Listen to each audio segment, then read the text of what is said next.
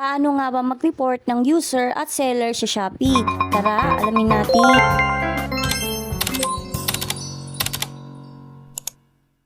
Actually, sa totoo lang, wala talaga akong balak na gawin yung video na to.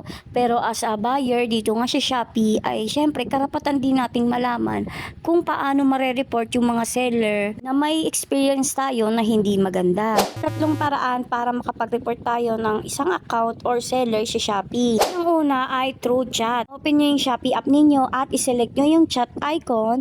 Tapos hanapin nyo yung user na gusto nyong i-report. Tapos ayan, ilong press nyo lang yung gusto nyong i-report. Tapos i-select nyo yung report. Dito pipili kayo kung ano yung nasasakop sa pag-report ninyo, kung confirm or potential scam ba or prohibited items, kung posting pornographic, obscene and vulgar content, directing transaction outside of Shopee. So ito yung seller or user na gusto is mag-transaction kayo outside Shopee. Ito yung chat to cancel, usong-uso rin yan na chat kayo ng seller na i-cancel nyo na lang kasi hindi available yung ganitong item, yung bibili ninyo. And isang pinaka-common din itong offensive chat messages, images or videos. Pwede nyong i-report yan kapag nakatanggap kayo ng messages na ganyan. Tapos non-Shopee ads on product, tapos unfair boosting ads. Kapag nakapili na kayo ay isi-select nyo na yung next. Tapos magre-write na kayo ng description tukol dun sa ni-report ninyo. Tapos i-click nyo na yung submit. So ayan, na-report nyo na siya. Naman yung page ng seller. So ayan, i-click nyo lang yung tatlong dot dito sa taas. Tapos hanapin nyo yung report. So i-click nyo rin yan. Report this user. So, dito marami rin kayong pagpipilian. So ayan, prohibited items,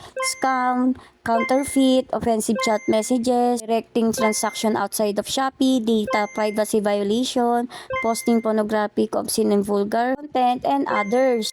Pag nakapili na kayo, ay isi-select nyo na nga yung reason. Need nyo mag-provide ng description tsaka evidence. So, need nyo magbigay ng photos or videos para mapatunayan yung report ninyo. Kapag okay na, pwede nyo i-select yung submit. Tapos ayan, na-report nyo na siya. Lastly naman ay pwede na kayong mag-report sa customer service ni Shopee. So ayan, scroll nyo lang pababa, makikita nyo yung priority customer service kasi nga naka-Shopee VIP ako. So dito pwede na kayong mag-ask at i-direct sila na gusto nyong i-report yung seller or yung isang user. Syempre, hingaan pa rin kayo dito ng mga evidences like pictures or screenshot or videos na magpapatunay sa report ninyo. Overall, marami pa din naman talagang mababait at mabubuting seller dito sa Shopee.